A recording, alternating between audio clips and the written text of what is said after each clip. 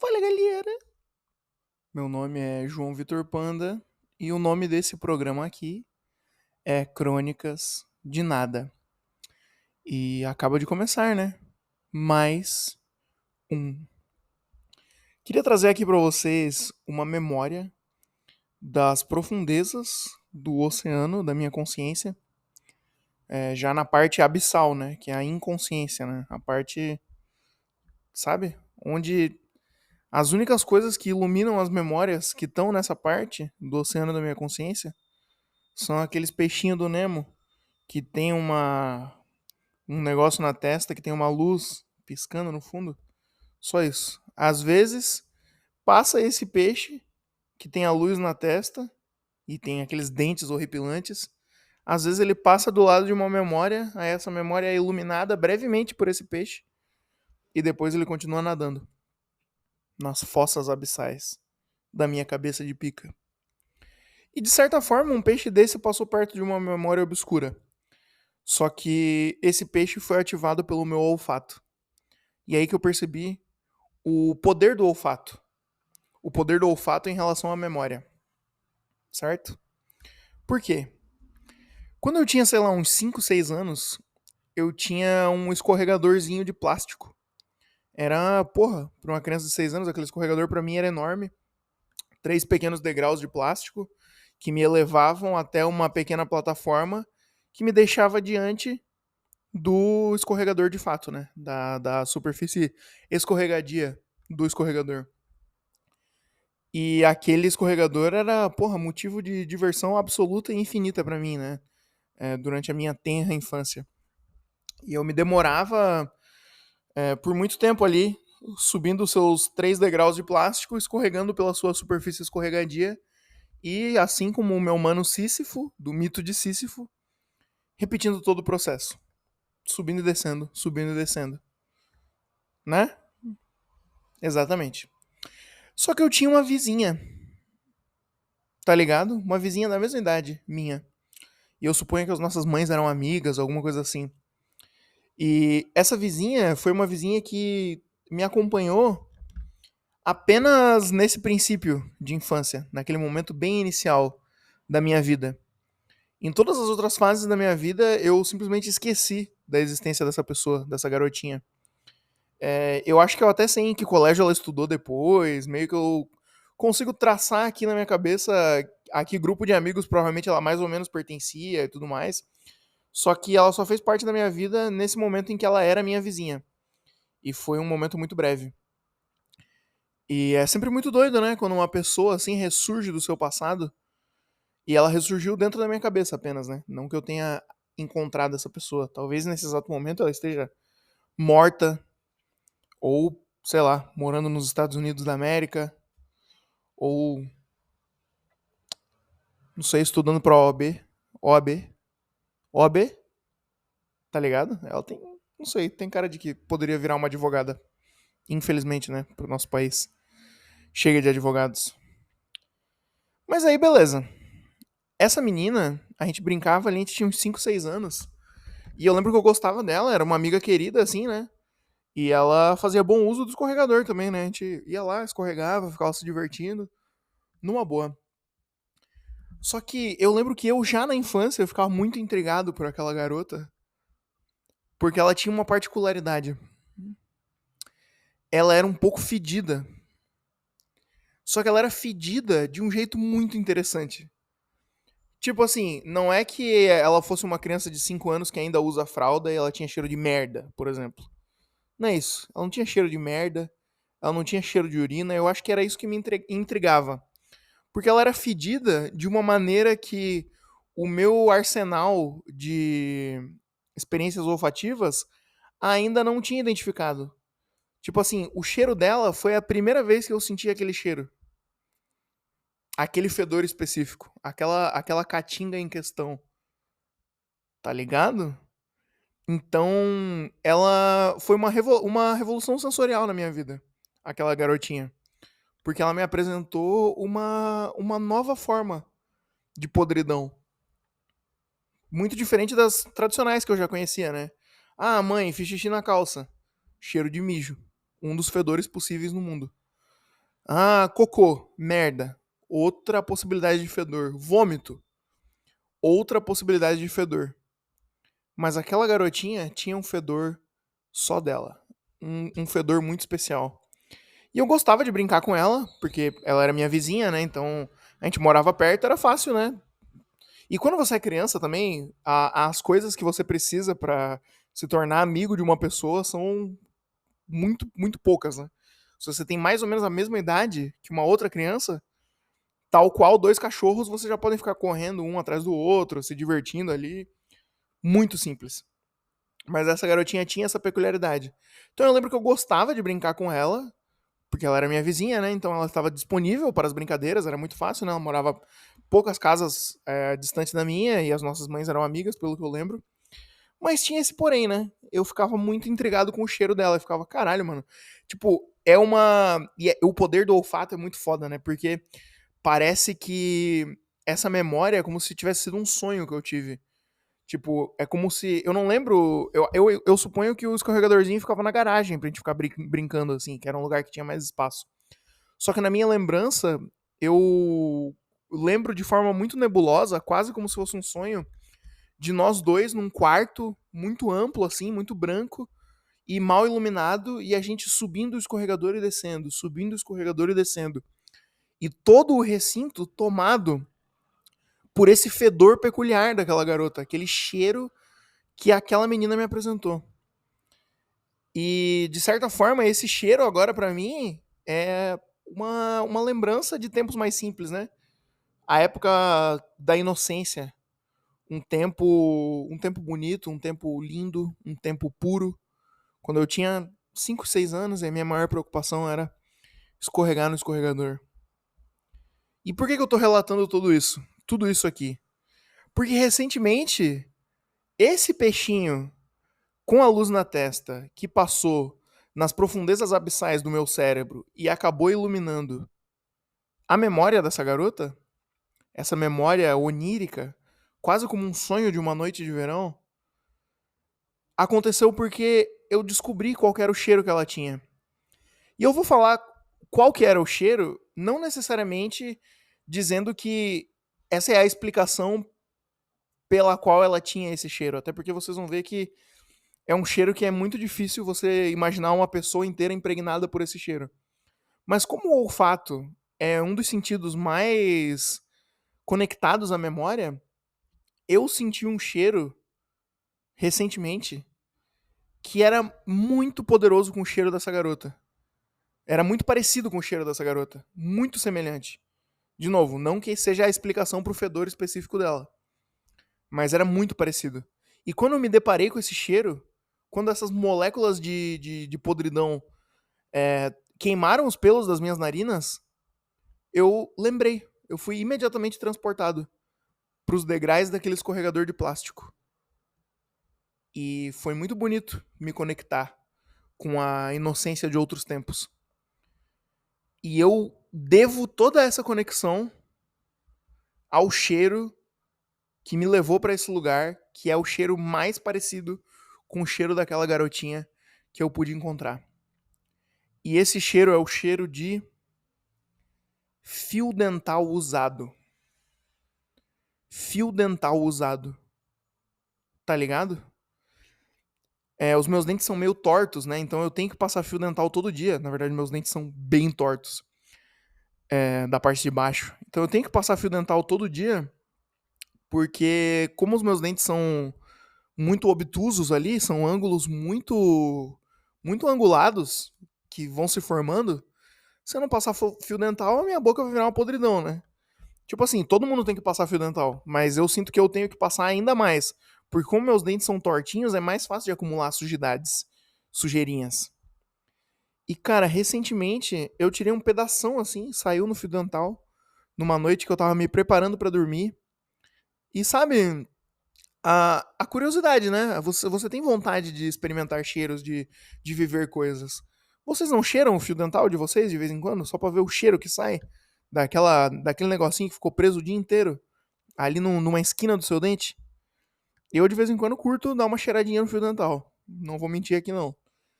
Sou sempre brutalmente honesto nesse programa, né?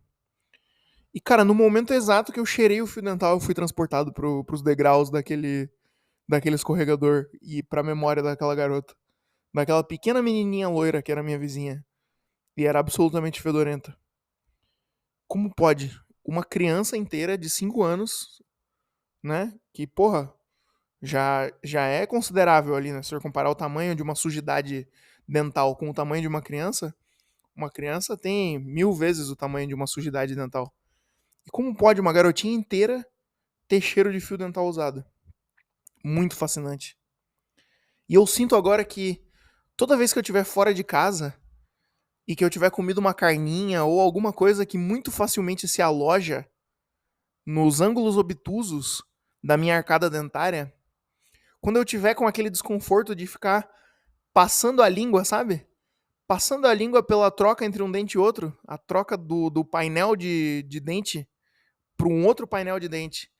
E nesse passar de língua eu perceber que tem algo preso ali e eu apressar o passo para chegar mais rápido em casa e ter a satisfação de confrontar minha própria imagem no espelho, pegar um longo pedaço de fio dental e remover satisfatoriamente aquele pedaço desconfortável de sujidade bucal, quando o aroma daquele pequeno pedaço de comida misturado com cheiro de saliva tocar as minhas narinas, eu acho muito bonito acreditar que nesse momento eu tenho um atalho para a época da inocência. É como se cada sujeirinha no meu dente fosse um portal capaz de me transportar para tempos mais simples. Esse é o poder do olfato.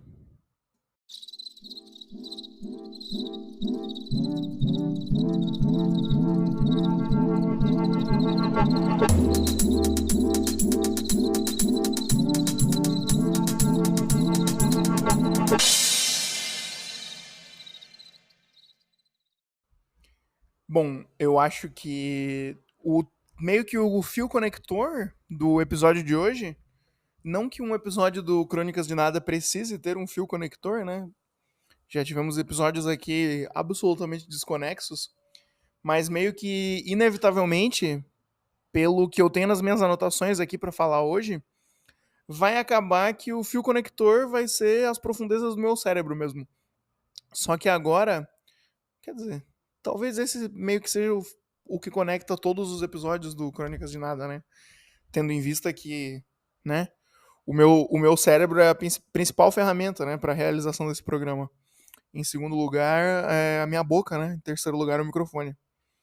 Então, tudo bem, mas o que eu quero dizer com isso é que eu até citei no primeiro trecho, né, relatando o poder do olfato, que essa memória, por ser uma memória tão antiga, ela acaba ficando tão nebulosa quanto um sonho, certo? E nesse segundo momento do episódio de hoje, eu gostaria de contar um sonho pra vocês. E daí eu acho que fica aí a conexão, né? Se a primeira metade desse programa foi o relato de uma memória que é tão nebulosa quanto um sonho, podemos interpretar a segunda metade desse programa como o relato de um sonho que é tão nebuloso quanto uma memória antiga. Tá ligado? Deixa eu contar pra vocês o que eu sonhei. Esse foi um sonho que tem algumas complexidades, assim, que não são típicas dos meus sonhos. Geralmente os meus sonhos são um pouco mais simples. Na verdade, sonhos são sempre complexos, né? De certa forma, sempre dá pra ficar procurando pelo em ovo, chifre na cabeça de cavalo, mas houveram algumas complexidades nesse sonho que não me são normais, nos meus sonhos, pelo menos. A primeira delas foi que, no estágio inicial desse sonho, num primeiro momento, eu sentia como se esse sonho fosse a continuação de um outro sonho que eu já tive. Mas quando eu acordei, eu tive a certeza de que eu nunca tinha sonhado com aquilo antes, que era um sonho completamente inédito. Mas se é que isso é possível, num primeiro momento do sonho, eu estava tomado pela ideia de que, caramba, eu já sonhei com isso antes e agora eu vou ver o resto do sonho, eu vou ver a continuação. caralho, não acredito, sabe? Foi quase que uma empolgação, assim. E eu também queria dar o tom aqui dizendo que imagine que um dedo meu está descendo agora em direção a uma tecla muito aguda de um piano, assim, no meio de uma sala onde o eco é muito grande. Uma sala muito ampla, pouco recheada de objetos. E a minha mão tá lentamente descendo em direção a essa tecla aguda desse piano e fazendo para dar um tom assustador a esse sonho. Ele não necessariamente era um pesadelo, acho que ele tava ali no limiar entre um sonho e um pesadelo, mas eu tava com um clima de medo em toda a sua duração, com exceção do final feliz. Num primeiro momento, esse sonho me causava um tipo de medo que eu consigo rastrear aqui qual é a origem, mais ou menos. E o cenário desse sonho, veja você, é a mansão do Kurt Cobain. A mansão do Kurt Cobain. Eu nem sei se o Kurt Cobain tem uma mansão. Quer dizer, hoje em dia ele não tem nada, né? Porque ele tá morto. Não sei se ele teve uma mansão. Não sei, realmente não faço ideia. Mas eu sei que no meu sonho eu estava na mansão do Kurt Cobain. E eu já estava dormindo há algumas noites na mansão do Kurt Cobain. E talvez isso que tenha me deixado com a sensação de que esse sonho era a continuação de um outro sonho. Porque no começo desse sonho já era tipo, pô, eu tô há algumas noites dormindo aqui na mansão do saudoso vocalista do Nirvana. Deixa eu dar um golinho no meu café aqui antes que esfrie.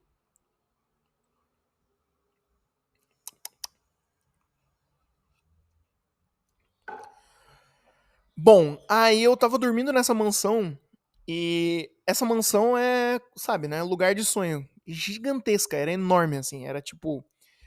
É impossível que um lugar na vida real seja tão grande assim. Pelo menos nenhum lugar, nenhuma edificação que eu já habitei na minha vida era daquele tamanho. Era uma imensidão imensa. E o medo inicial, a agonia que me tomava nesse primeiro momento do sonho, mesmo estando há várias noites dormindo lá na mansão do Kurt Cobain, e esse era um sonho bem arquitetônico, assim, né? Era bem focado na forma da mansão, em como ela era.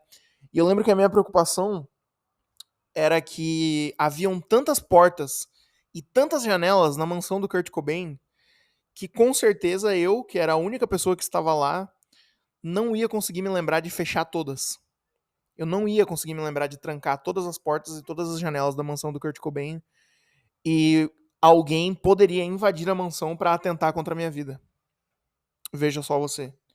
E eu acho que a raiz desse medo é que fazia certo tempo que eu não dormia numa casa.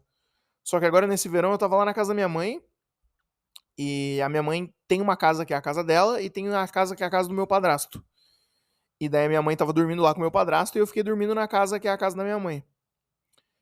E eu dormi sozinho algumas noites, né? Porque a Júlia tava passando o Natal com a família dela antes de me juntar. Antes de se juntar a mim no verão, né? E eu tava dormindo sozinho naquela casa e do lado da casa tem um terreno baldio. E fazia tempo que eu não tinha essa sensação de caralho, mano, uma casa é algo que tá numa rua, tá ligado? Tipo assim, alguém pular o muro, alguém tá aqui dentro do bagulho. Tá ligado? Porque eu moro num prédio, por mais que eu moro num prédio pequeno, esse prédio tá elevado da rua, sabe? Não é tipo, alguém pulou um muro, alguém tá dentro da minha casa. Alguém pulou um muro, alguém ainda vai ter que dar um jeito de conseguir entrar no prédio, pra depois entrar na minha casa. Então são camadas que me separam da rua. E a rua, por vezes, é uma fonte de medo, né? De pavor na sociedade moderna. Caramba, o desconhecido, o outro, o estranho, o inexplorado. A rua, tá ligado? E nesse sonho o meu medo era esse. Alguém vai invadir a mansão do Kurt Cobain e vai atentar contra a minha vida. Só que num segundo estágio desse mesmo sonho, a questão era outra. Eu lembro que em dado momento eu estava dando uma festa na mansão do Kurt Cobain. E tinha um lugar nessa mansão que era tipo um salão de festas assim, colossal, quilométrico, um salão de festas absurdamente grande assim. Só que na festa eu não estava me divertindo, eu estava novamente apavorado. E o meu medo nessa festa, veja só, era um medo de desrespeitar os espíritos. Não sei se o espírito do saudoso vocalista do Nirvana era um desses espíritos a ser perturbado, mas... E nem era essa a minha preocupação no primeiro momento, tá? Quando eu estava sozinho na casa, na mansão, eu só estava preocupado em trancar todas as portas e todas as janelas. Mas no momento que estava acontecendo uma festa, no salão de festa quilométrico da mansão, a minha preocupação era desrespeitar os espíritos que habitavam aquela mansão. Então torna-se, num segundo estágio, um sonho de casa mal assombrada. E eu tava muito preocupado, e eu lembro que eu estava conversando com uma garota nesse sonho. E não era nenhuma garota em particular, não era uma pessoa que eu conhecia, era apenas uma menina, uma jovem. Se lhe convir, ouvinte, imaginar que essa garota com a qual eu conversava era a versão adulta da menina com cheiro de fio dental usado da primeira metade desse programa, pode imaginar que era isso. A menina que tem cheiro de fio dental usado era uma menina loira, assim. Então hoje em dia ela pode estar parecida com a Taylor Swift, assim. Vamos imaginar que eu tava conversando com a Taylor Swift e que a Taylor Swift estava com cheiro de fio dental usado. Eu estava expressando pra essa mulher a minha preocupação, né? De falar, caralho, a gente tem que se lembrar o que aconteceu aqui nessa mansão e a gente não pode desrespeitar os espíritos que aqui habitam. E nesse momento que eu falei pra ela que a gente tem que se lembrar o que aconteceu aqui nessa mansão, não tô falando que o meu sonho é cinematográfico a esse ponto. Mas foi como se nesse momento tivesse começado um flashback. De novo, não tô querendo dizer aqui que é o David Lynch que tá dirigindo as produções da minha inconsciência aqui. Não. Não que necessariamente foi tão dividido assim, mas a forma que eu me lembrei quando eu acordei foi essa. Foi como se quando eu tivesse falado pra garota que eu tava preocupado, que a gente ia desrespeitar os espíritos, tivesse começado um flashback na minha cabeça do momento em que os espíritos foram desrespeitados. Então, nesse momento, que a gente vai chamar de flashback do meu pesadelo, nesse mesmo salão de festa onde estava ocorrendo a festa, no meio da amplitude daquele salão de festa colossal e quilométrico, tinha um sofá. E era como se diante daquele sofá eles estivessem gravando um programa, sabe? E eu lembro que tinha câmeras que eles estavam gravando ali e tal, mas a figura central desse estágio do sonho, a parte que eu mais me lembro, é que tinha uma mulher sentada nesse sofá e que no colo dessa mulher tinha uma urna com as cinzas de uma pessoa morta. E eles estavam gravando um programa divertido, assim, eles não sei se era um programa, se era um filme, se era um seriado. Eles estavam gravando uma mulher sentada num sofá, no meio de um salão de festas quilométrico na mansão do Kurt Cobain, e no colo dessa mulher havia uma urna com cinzas de uma pessoa morta. E eles estavam rindo enquanto gravavam e se divertindo, e a mulher se balançava para frente e para trás naquele sofá. Em dado momento, a mulher derrubou a urna e caiu cinza de morto assim pelo sofá, pelo chão, e foi uma loucura. E eu lembro que nessa hora a mulher não ficou tipo, caralho, meu Deus, derrubei as cinzas de um cadáver aqui. Ela continuou dando risada. E todo mundo que tava gravando aquilo ali tava dando risada. Era tipo, olha a cinza do morto espalhada pelo chão. E vamos dizer que nesse momento acabou o flashback de pesadelo. E eu fiquei com a sensação ali de que a lição de moral era que depois daquele momento em que os espíritos foram perturbados, desrespeitados, aquelas pessoas que estavam ali debochando no meio do salão de festas sofreram consequências. Não sei se elas morreram, se elas foram amaldiçoadas, só sei que foi como se eu tivesse voltado para minha conversa com aquela mulher no meio da festa, onde eu estava explicitando a minha preocupação, e nessa hora era como se a gente estivesse num mezanino, assim. Tipo, o salão de festas estava lá embaixo e eu estava numa parte de cima explicando para essa mulher por que eu estava preocupado. E daí foi como se eu tivesse terminado de narrar o flashback pra ela. E falado assim, tá vendo? É por isso que eu tenho medo de desrespeitar os espíritos. E o clima assustador do sonho acaba aqui. Porque nesse momento aquela mulher me reconfortou com apenas uma singela frase. E aqui já estamos encaminhando os finalmente do sonho. Aquela mulher que nos convém imaginar que era a versão adulta da criança com cheiro de fio dental usado da minha infância, que estamos supondo que atualmente se pareça com a Taylor Swift, baseado única e exclusivamente no fato de que eu lembro que essa minha vizinha da infância era loira, ela olhou no fundo dos meus olhos, segurou a minha mão e falou assim: Panda, a gente não precisa ficar preocupado e você não precisa ter medo da gente estar desrespeitando os espíritos, porque nós estamos sendo nós mesmos. Quando ela me falou isso, eu fiquei em paz. Eu não fiquei, tipo, eu não fiquei preocupado mais, tipo, caralho, eu tô desrespeitando os espíritos. Eu fiquei, tipo, é verdade, nós estamos sendo nós mesmos. Aí, nesse momento, eu deixei a festa rolando e fui dormir. E esse é mais um momento de complexidade do sonho inexplicável. Eu não costumo ter sonhos onde eu tenho a sensação que esse sonho é o sequel de um outro sonho que eu já tive. Essa foi uma complexidade nova. Eu não tenho sonhos, eu nem sei se é possível a pessoa ter um sonho que tem um flashback no meio do sonho.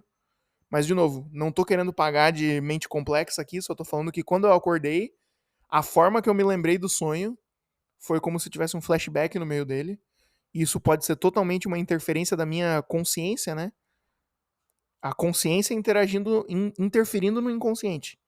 Não tô, de novo, não tô querendo pagar de mente complexa aqui. A minha mente é uma das mentes mais simples do século XXI. Minha cabeça é só cordeiro pulando, boi pulando, cavalo pulando. Só pensamentos divertidos, assim, de vez em quando pensamentos tristes, mas é uma mente muito simples. Mas teve um flashback no meio do sonho e olha que poético. O sonho terminou comigo indo dormir. Puta que pariu. Aí foi bem dirigido esse sonho, bem roteirizado. E não sem uma nova camada de complexidade. Uma complexidade completamente tola agora. Porque eu fui pro quarto dormir, mais um quarto, né? Mais um cômodo da mansão do Kurt Cobain. E a Júlia, né? Minha digníssima namorada, estava no quarto dormindo já. E era um quarto cheio de camas, cheio de beliches. Um quarto também muito amplo, muito grande. E eu fui me deitar do lado da Júlia. Só que as camas, elas não eram camas comuns. Elas, na verdade, eram camas comuns, envoltas por grandes quadrados de papelão. E também consigo rastrear de onde vem esse momento de pensamento. Eu vi esses tempos no TikTok um vídeo de um cara falando que ele tinha se mudado pra uma daquelas cápsulas no Japão, sabe? Aquele hotel cápsula, que é um bagulhinho minúsculo, assim, uma cápsula que tu entra dentro. Nesse meu sonho, era como se todas as camas desse quarto fossem hotéis cápsulas do Japão. Só que, na verdade, elas eram camas normais com grandes quadrados de papelão em volta delas. E aí eu me deitei numa daquelas catacumbas de papelão e dormi. No que eu dormi no sonho, eu acordei na vida real. Tá ligado?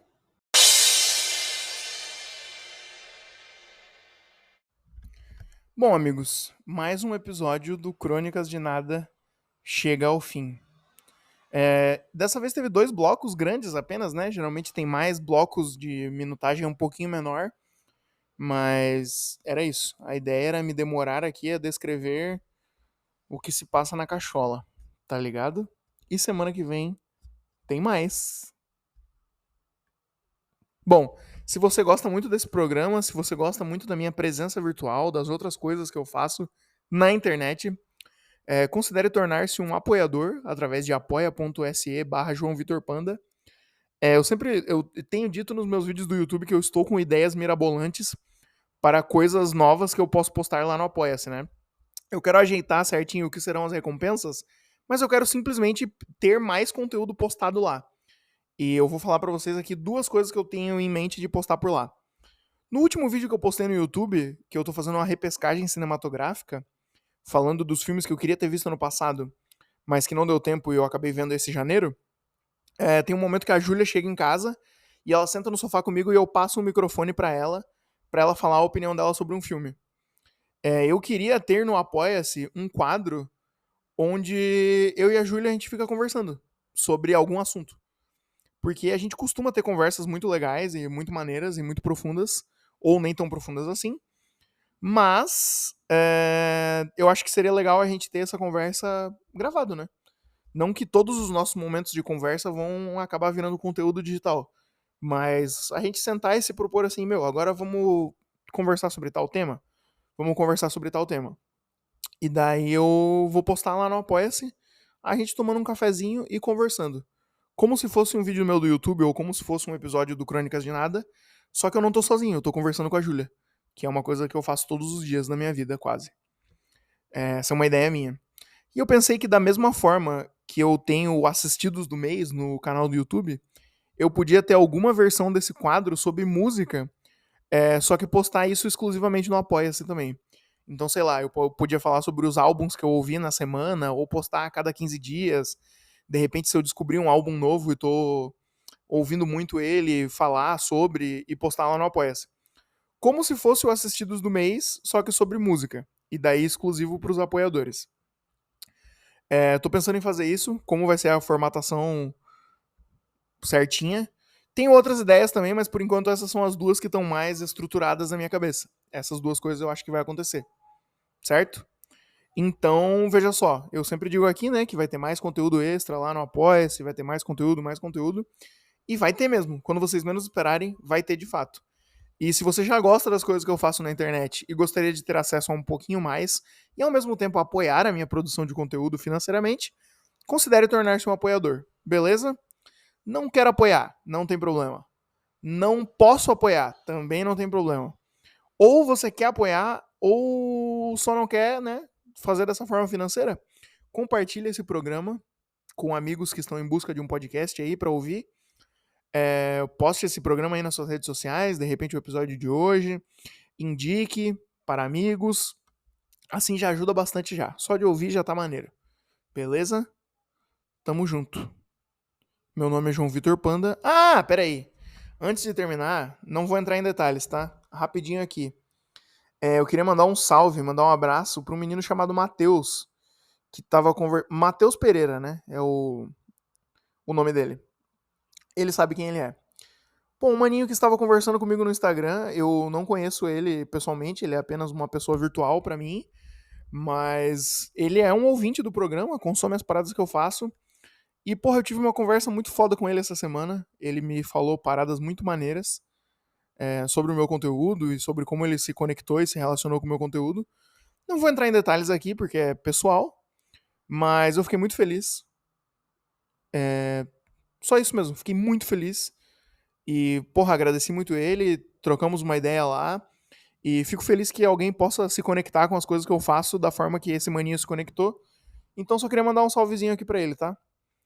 E o mesmo beijo pra todo mundo aí que curte as paradas que eu faço. Tamo absolutamente juntos e vamos que vamos, tá bom? Uma boa noite a todos, né? Por mais que esteja de dia, vocês sabem que agora é hora de dormir. Dormir hoje para acordar amanhã. Tchau, tchau.